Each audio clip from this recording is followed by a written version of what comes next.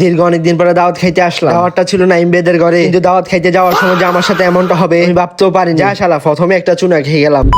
তো গাইজ এখন বাজতেছে রাত 10টা। আসলে কি আর বলবো, কারেন্টটা জ্বালা তো বাসি না। আর এদিকে তো গরম পুরো ফাইটে যাইতেছে, আল্লাহ জানে কোন পৃথিবীতে আছি। আর এদিকে দেখতেছি পিচ্ছি পাচ্ছি গুলো অন্ধকার দিয়ে লুডু খেলতেছে। আর এখন যেহেতু এশার আজান দিয়ে বলছে, তার জন্য পিচ্ছিদেরকে নিয়ে চলে আসলাম মসজিদে নামাজ পড়ার জন্য। নামাজ পড়তে এসে দেখি মসজিদের জামাত শেষ। এরপর আমরা সবাই মিলে জামাত করি, জামাতে নামাজ আদায় করে আমরা চলে আসি বাড়িতে। বাড়িতে এসে দেখতেছি এখনো কারেন্ট আসে নাই। হাই রে কারেন্ট, কি করি। আর এদিকে দেখতেছি হঠাৎ নাইম ভাই কল দিয়ে বলতেছে তার বাড়িতে যাওয়ার জন্য। ওনার বাড়িতে এসে আমি পুরো চমকে গেলাম। কি রে তোদের না কি রে, তোরা এখনো ঘুমাস নাই? বুঝলাম না, তোরা যে সিরিয়ালে খাটের উপরে বসে আসো। পরে জানতে পারলাম নাইমের পক্ষ থেকে নাকি আজকে ট্রিট আছে। ও ডিঙ্গা চিকা আজকে ট্রিট খাবো। আর শুয়ে ভাবতেছি ট্রিট কি, ট্রিট খায় না মাথায় দেয়। তোমরা যদি কেউ জেনে থাকো ট্রিট কি অবশ্যই কমেন্টে বলে যেও। কিছুক্ষণ পরে দেখি বিরিয়ানি নিয়ে আসলো। বুঝলাম না, এ বলছে ট্রিট দিবে, এখন দেখি বিরিয়ানি। আচ্ছা বাদ দে, এখন বিরিয়ানিটা খাই।